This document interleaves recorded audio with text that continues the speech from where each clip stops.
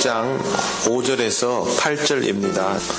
여호와께서 사람의 죄악이 세상에 가득함과 그의 마음으로 생각하는 모든 계획이 항상 악할 뿐임을 보시고 땅 위에 사람 지으셨음을 한탄하사 마음에 근심하시고 이르시되 내가 창조한 사람을 내가 지면에서 쓸어버리되 사람으로부터 가축과 기는 것과 공중의 새까지 그리하리니 이는 내가 그것들을 지었음을 한탄함이니라 하시니라. 그러나 노아는 여호와께 은혜를 입었더라. 아멘. 2016년에 미국 켄터키주에 방주 공원이 완성되었습니다. 무려 1억 달러, 1156억 정도 투자되어서 6년 만에 성경에 나오는 크기 그대로 방주를 만들고 공원을 개장했습니다.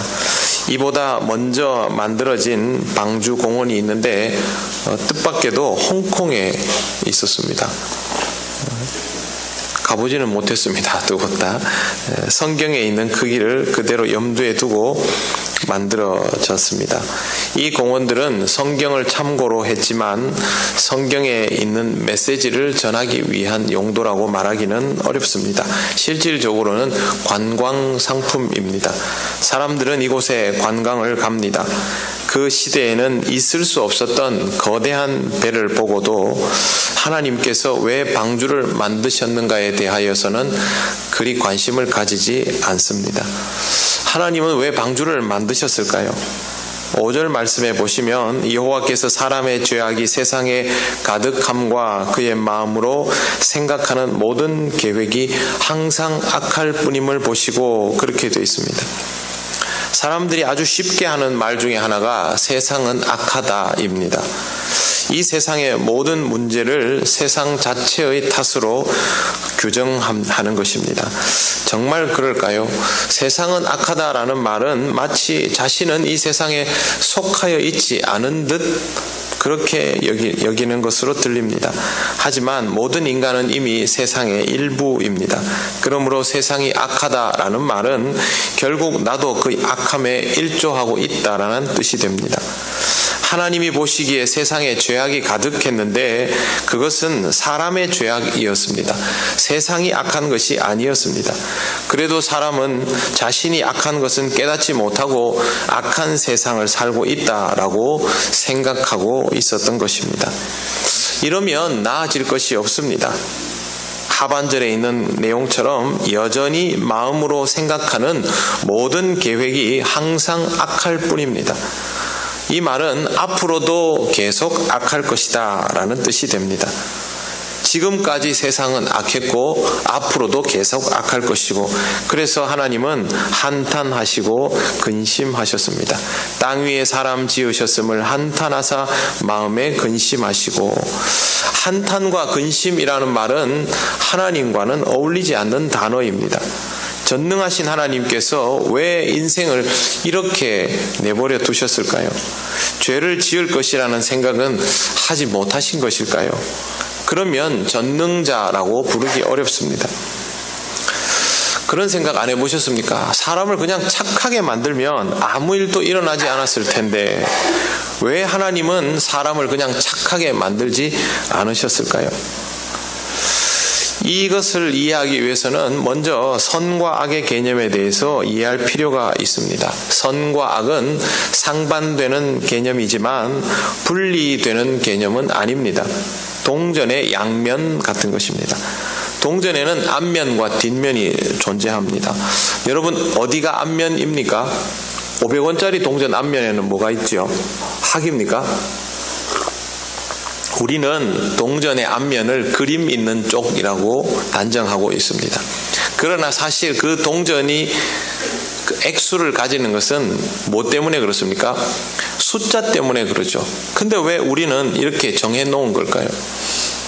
그냥 약속한 것입니다. 한쪽이 앞면이면 반대쪽이 뒷면이 되어버리기 때문에 그렇습니다. 동전은 우리가 정할 수 있지만 선과 악의 개념은 우리가 정할 수 없습니다. 우리는 피조물이기 때문에 하나님께서 결정하여 놓으신 것을 우리가 받아들여 갈 뿐입니다. 선과 악은 우리가 선택할 수 있는 것이 아니라 하나님께서 우리를 만드시면서 정리하신 것입니다. 태초 이전을 혼돈과 공허라고 합니다. 창조라는 것은 혼돈을 정리하는 것에서부터 시작되었습니다. 태초에 빛이 있으라. 이 빛은 태양빛이 아니다라고 일전에 말씀드린 적이 있습니다. 어둠을 걷어내는 빛입니다. 정리를 시작하시는 것이죠. 지극히 선하신 하나님은 이 세상을 하나님의 선하심에 합당하게 하시려고 선으로 채워 나가셨습니다. 선을 정리하는 것은 동시에 악을 정리하는 것도 됩니다. 에덴 동산과 동산 밖을 구별하시고 먹어야 할 것과 먹지 말아야 할 것을 구별하시고 해야 할 것과 하지 말아야 할 것을 구별하셨습니다. 이처럼 선함이라는 것은 악함과 대조를 통하여 더욱 분명해집니다. 악의 개념이 없으면 무엇이 선이라고 기준을 정할 수 없는 것을 우리는 잘 이해해야 됩니다. 그래서 제가 동전의 양면과도 같다 말씀드렸습니다. 하나님께서 사람을 만드실 때 악의 요소를 없애버리면 어떻게 될까? 선이 무엇인지도 판단할 수 없습니다. 그런 상태에서 하나님이 시키시면 그냥 따라하기만 한다면 판단의 기능을 상실했기 때문에 로봇이라 불러도 다르지 않을 것입니다. 하나님은 우리를 로봇으로 만들지 않았습니다. 로봇은 명령을 수행하면 그것이 선인지 악인지 판단 못합니다. 시키면 그냥 합니다. 자유의지가 없으니 그렇게 되는 것입니다. 하지만 하나님은 인간에게 자유를 주셨습니다. 그리고 선택의 상황을 통하여 선을 채워 나갈 수 있도록 인도하여 주셨습니다. 악을 없애는 것이 아니라 악을 극복하고 정리하여서 선을 채울 수 있도록 해주신 것입니다. 그렇게 할 수 있도록 우리를 하나님의 형상대로 만들어 주셨습니다. 이것은 하나님의 엄청난 존중과 배려인 것입니다. 동산 중앙에 선악과를 두고 있는 것이 바로 증거입니다. 그런데 인간은 실패했습니다. 문제는 욕심이었습니다. 하나님이 주신 자유와 무한한 가능성이 하나님처럼 되고 싶은 욕심으로 인하여 변질되어 버린 것입니다. 그렇게 해서 인간은 스스로 하나님으로부터 멀어지기 시작합니다. 하나님으로부터 멀어졌다라는 말은 선으로부터 멀어졌다라는 말이기도 합니다. 물론 하나님은 이 모든 상황을 감당하실 수 있습니다. 하지만 악으로 인하여 스스로를 고통 속으로 몰아넣는 인간에 대하여서는 마음을 쓰셨습니다. 우리 성경에 한탄하시고 근심하셨다라는 말을 원어의 의미를 그대로 살려서 해석을 하면 슬퍼하시고 마음 아파하셨다라는 뜻입니다. 우리가 가지고 있는 감정 있지 않습니까? 이 감정도 결국에는 하나님으로부터 비롯된 것 아니겠습니까? 여기에서 나오는 하나님의 한탄과 근심은 무기력함에서 나오는 것이 아닙니다. 하나님은 이 부분에서는 우리와 완전히 다르죠. 창조 세계는 점점 더 죄로 물들어가고 돌이킬 수 없는 상황에 이르렀습니다.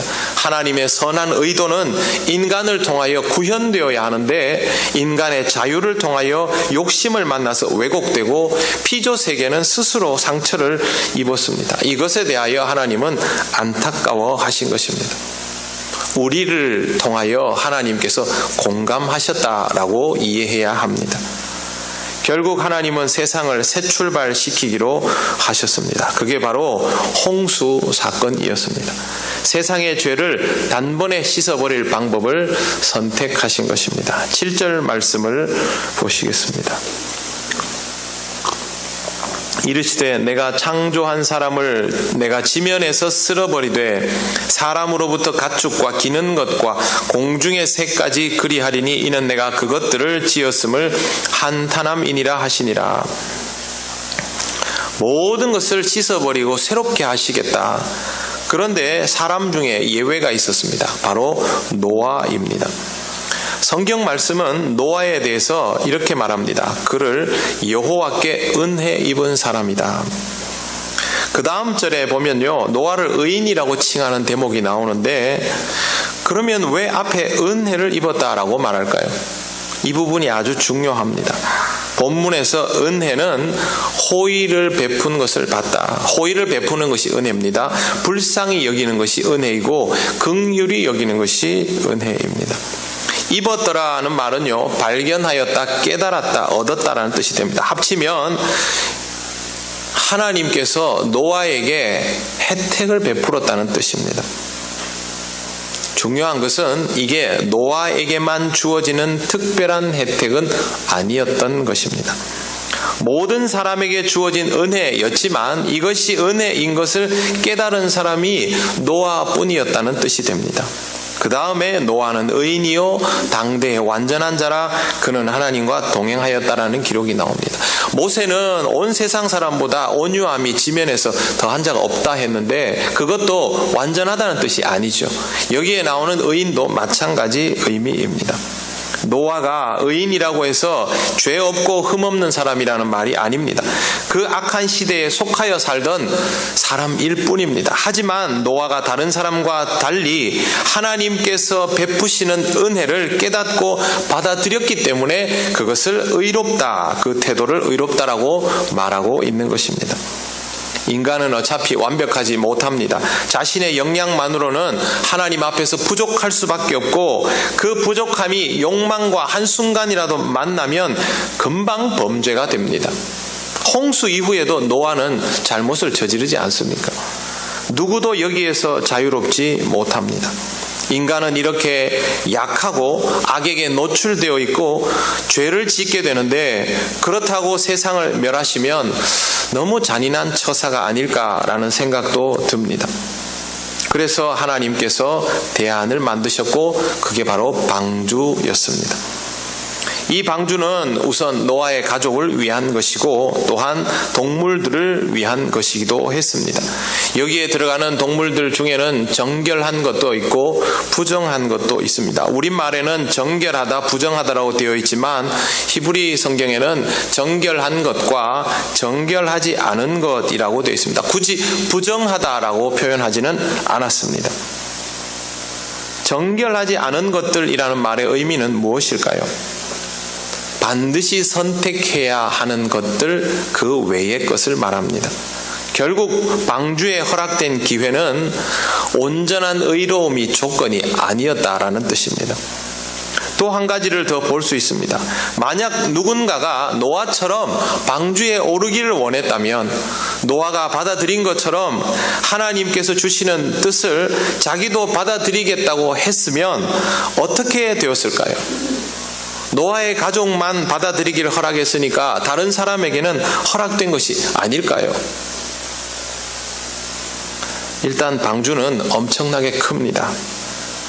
방주를 만들었던 시대보다 훨씬 더 후대에도 그만한 배의 크기를 만들지 못했습니다. 제가 설교 준비하다가 하나도 모르는 걸 공부를 했는데 역사 속에 배의 크기가 얼마나 되는지를 찾아봤습니다.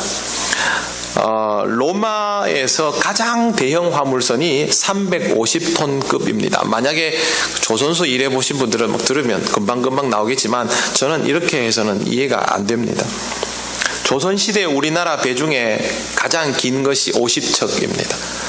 그것도 강에 띄우는 배가 50척이고요. 바다에 띄우는 배는 42척입니다. 길어봐야 15m입니다.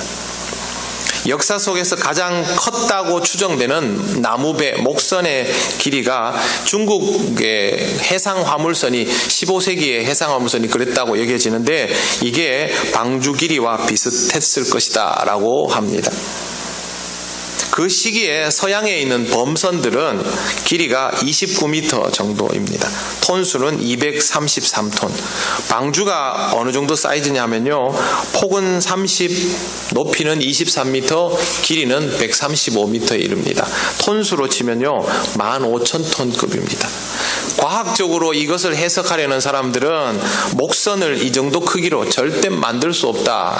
특히나 그 시대에는 이라고 말합니다. 지금의 배들이 대형화된 이유는 쇠를 사용하기 때문에 가능한 것입니다. 내구성이 견디지 못한다라는 것이죠.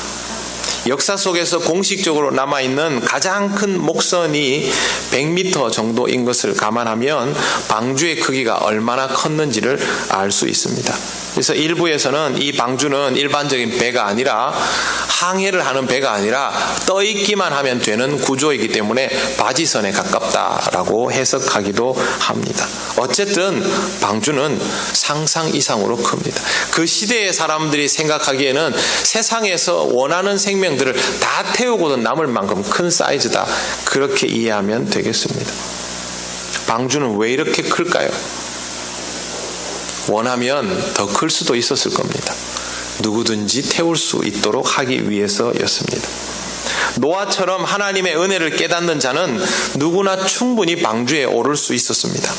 베드로전서 3장 20절에 아주 중요한 단서가 있는데 구약 성경에 이것을 기반하는 내용은 찾을 수 없습니다. 하지만 유대인들이 가지고 있는 전승 중에 홍수에 관한 가르침들이 조금 더 있지 않을까라는 추측은 해봅니다. 3장 20절을 제가 읽어보겠습니다. 그들은 전에 노아의 날 방주를 준비할 동안 하나님이 오래 참고 기다리실 때에 복종하지 아니하던 자들이라 방주에서 물로 말미암아 구원을 얻은 자가 몇 명뿐이니 겨우 8명이라. 하나님께서 오래 참고 기다리셨다라는 표현에 주목해야 됩니다. 노아뿐 아니라 누구에게도 기회가 있도록 하나님은 기다려 주셨던 것입니다.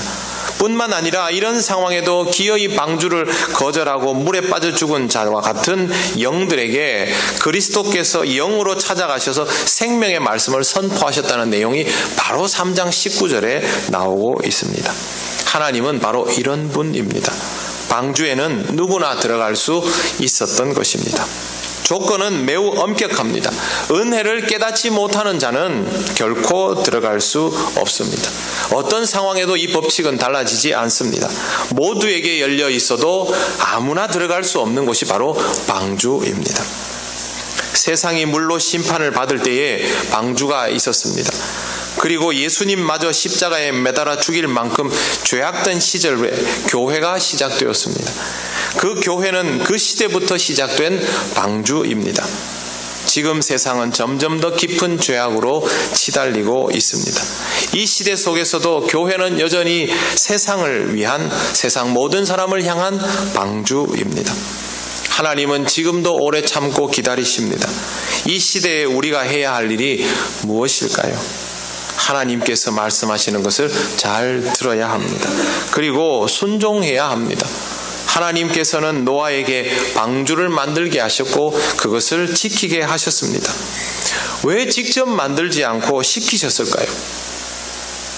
그것은 은혜 받은 자가 감당해야 할 사명이기 때문입니다. 그리고 그것은 바로 은혜 받은 자 자신을 위한 일이기도 합니다. 노아는 참으로 오랜 세월 동안 이 사명을 묵묵히 감당했습니다. 사람들이 이해해 주었을까요? 아닙니다. 그는 내내 정신병자 취급을 당해야 했을 것임에 틀림이 없습니다. 시대를 읽지 못한다고 조롱당했을런지도 모릅니다. 사람들은 우리의 마음을 이해하지 못합니다. 우리를 향하여 어리석다고 말합니다. 요즘 인터넷 보십시오. 21세기에 무슨 종교냐? 아직도 2000년 전 나사렛 예수를 찾느냐? 지금 때가 어느 때인데 방주를 이야기하느냐? 그들에게는 그렇게 보일런지도 모르겠습니다만 그렇지 않습니다. 그때나 지금이나 세상은 조금도 달라지지 않았습니다. 사람들은 여전히 죄로 가득하고 우리도 그 가운데에서 별로 다를 바 없이 살아갑니다. 그리고 세상이 악하다고 말합니다. 똑같은 이유로 앞으로도 별로 달라질 것이 없습니다. 구원을 이루시려는 하나님의 마음도 그대로입니다. 다 똑같은데 한 가지가 다릅니다. 그것은 바로 방주가 무너지고 있다라는 것입니다. 하나님의 때가 오기도 전에 방주가 보수가 절대적으로 필요한 상태가 되어버렸습니다. 이대로라면 하나님의 은혜를 갈망하는 사람들을 찾기도 전에 우리 자신을 지켜주지도 못할 가라앉을 배가 될 지경입니다. 안타깝게도 지금 우리는 노아와 많이 다릅니다. 방주를 지킬 생각은 하지 않고 그냥 방주에 들어가 앉을 생각뿐입니다. 물이 새는 방주에 오를 생각을 하고 있습니까? 우리 중에 누가 노아인지를 빨리 찾아서 그 옆에 붙을 생각을 하십니까? 아니면 세상 사람들처럼 이 배를 버릴 작정입니까? 그럴 수 없습니다. 그렇게 해서는 절대로 안 됩니다. 세상 사람들을 탓하기 전에 우리는 사태의 심각성을 깨달아야 합니다. 우리가 노아여야 하고 우리가 노아의 가족이어야 합니다. 그리고 이곳은 주님이 오실 때까지 든든히 견디어내는 누구도 맞아들일 수 있는 충분한 여유를 가진 방주여야 합니다. 이것이 바로 우리가 기억해야 할 부분입니다. 범사에 기한이 있고 천하 모든 일에 때가 있습니다. 우리에게 주어진 때도 한정되어 있습니다. 여러분, 이 때를 헛되이 보내지 않도록 하시기를 바랍니다. 하나님은 여러분이 은혜 받은 자다운 삶을 살아가기를 원하십니다. 하나님의 은혜를 힘입어 방주에 들어가는 날까지 이 방주를 견고히 지키며 많은 생명들에게 구원의 방주가 있음을 드러내어 알리시는 여러분이 되시기를 바랍니다.